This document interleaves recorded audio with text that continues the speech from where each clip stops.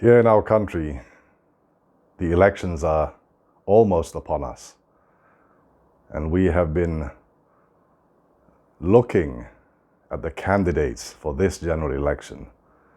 Now, on the surface, it appears that we have more choice, but in reality, we have no choice. All of them are part of the same political ideology, whether they like to admit it or not. Now, what do we mean by this? Earlier in some other videos, we've talked about the corruption of knowledge. We've talked about the loss of adab. We've talked about how should we overcome these kind of things, and everything boils down to the fact that we need to educate ourselves. But there are many more problems that plague our country, plague our community. But none of these problems have been addressed sufficiently by any of the political leaders of this country. Here is the reason why. In 1976, my father gave a lecture on Islam, secularism, and the philosophy of the future, which later he wrote and composed into a book. Now, part of that lecture, he was talking about what was ailing the Muslim community or the Muslim countries in general. And he delineated, he clarified what the actual problem was. Now, according to him, he said that the major problem facing our communities is the loss of adab. But this loss of adab is the result of the corruption of knowledge, error, ignorance. This is the primary cause for our loss of adab. Now, this is now a manifest reality. We can see that the corruption and error in knowledge has created this loss of adab, which means that we have created the loss of our discipline, both our self-discipline, the discipline of our community, of our nation. We have lost that. We have lost the knowledge of the right and proper places of ourselves, of our communities, and of our country and leaders. And because of that, this corruption and confusion and ignorance in knowledge, which has created the loss of adab, has then further created the rise of false leadership. Now, this is what he wrote in 1976. We can see this already today. In those days, in 1976, it was already a problem. That's why my father wrote about these things. Today, this has become so clear, and yet we still try to deny that that is the problem. We have already a rise of false leadership. And these false leaders who are unqualified to lead anything, let alone a country, they can't even lead themselves properly because they have lost that discipline of adab. And the reason they've lost that discipline of adab is because they refuse to admit they have a problem of knowledge or ignorance. They refuse to admit that. And therefore today, we have the rise of false leaders who once again try to take control of this corruption of knowledge. They perpetuate that, they continue to perpetuate that, and that in turn leads to further loss of adab, and it leads to, again, another round of a rise of false leaders. Now, we've seen in this country today, not a single one of our political candidates have ever laid out a proper plan how to overcome any of the problems in this country. We have all been myopic. Every single one of them has decided to emphasize one particular thing, the economy, for instance, without realizing that they have already succumbed to that secular philosophical program with regard to economics. No longer is it about what can we produce. We've already don't have a problem with that, how to produce a good. It's not a problem. The real problem, therefore, is how to produce the consumer, how to perpetuate that consumerism. That's what we have fallen into. This consumerism is the science of compelling man that he needs more and more and more and more. This is what we've done. And the political leaders are to blame. How many times have we heard this story or this narrative that one segment of our community is backward and therefore we need to aid them, we need to help them, we need to give more economic power to them in order to lift them out of that. But what we're doing is the opposite. We are, in fact, trying to impart upon them this science of consumerism, where they feel that they have to have a need for things which they really don't need. Now that is already a problem for the Western communities, for the Anglo-Saxon community in the early 20th century. How to produce the consumer. They've overcome that, obviously. Now on our side, we are still trying to produce the consumer. We're trying to force man to realize that they need more and more and more when they really don't. They keep on telling this community that feel that they are sidelined, that they need to have wealth. We need to create wealth for them. Is that really a problem? I don't think so. There are no political candidates at all who have come up with a holistic, and I don't like using that word, but for lack of a better term, we have to use it, but who have come up with a holistic plan to deal with all our difficulties and not be myopic and emphasize only one thing. This, I think, is a big mistake. Now, what's worse is we also have big businesses who are also in bed with the political institutions to try to perpetuate this idea that there is a need for us to do a certain thing, and therefore we have to compel the people to do it. And that's not the case. Look at how we are now pretending as if we want to talk about the environment, that we want to protect the environment. On top of that, we want to project sustainability and good governance. That's what we are trying to do. And yet we aren't doing that at all. Not a single person in the government has the ability, because they have this lack of knowledge, because they are ignorant. Not a single one of them wants to do anything substantial about any of these issues. Instead, they want to try to corrupt this great multitude of knowledge that the Muslim civilization has and reduce it down to one particular element, which is legislative, law. And they pretend that that represents the entire worldview of Islam. And that is a big error, a big mistake. And it is also a injustice towards knowledge and towards the religion of Islam. Here are people that claim to want to work for us, and yet they ignore us. They ignore those of us who actually have something to impart, some knowledge to give, some advice to give. They ignore us. Not only that, they try to compel us to be silent. That's not going to happen as far as I'm concerned. And therefore today, we don't really have a choice. Now you can see, because they are all talking about the same issues. The economy, the fact that the cost of living is going up. What are we going to do with regard to the environment?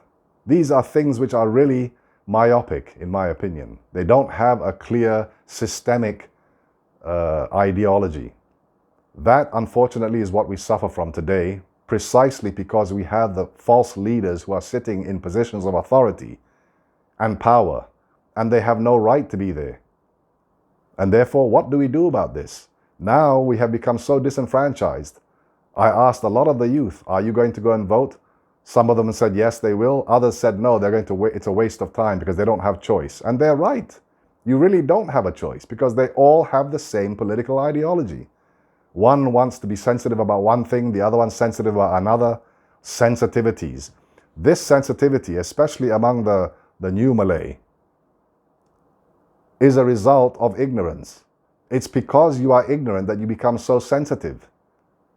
When you don't have proper knowledge, when you don't arm yourself with clear truth, you become sensitive because you don't want people to say that you are ignorant. You don't want people to say that you are corrupt in terms of your knowledge.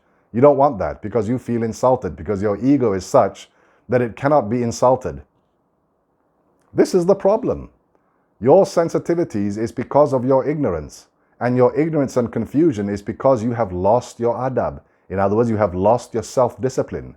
You have lost your acknowledgement of yourself. You have lost your acknowledgement of your proper place with respect to yourself, with your community, and with your country. As we said earlier, look at now this consumerism. They want to try to create the consumer. The banks do this all the time. The banks force you, actually, they compel you by giving certain offers. Low interest rate this, low interest rate that. Don't worry, you have 30 years to pay it off. The banks are actually trying to tell you to buy as much as possible, to owe the banks, so that you become now under the thumb of the banks. And they call themselves Islamic. They are not Islamic.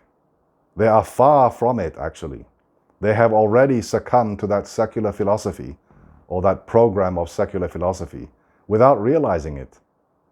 They want to try to adapt things and force them into the worldview of Islam when they don't fit.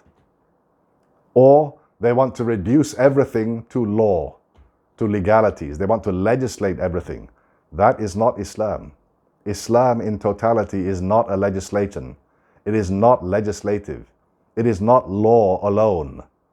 Law represents a very, very, very small portion of what Islam really is. And therefore, even if you have no choice like you do now in voting whoever you want to vote for, think about that. Ultimately, you are the one who is going to be accountable. You are the one who is going to determine what's going to happen to this country in the future. And therefore, you have to be wise. Now, if you don't have a choice like today, what will we do about this?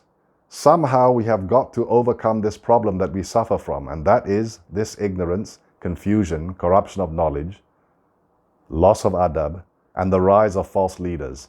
All of these are interconnected. They are not abstract.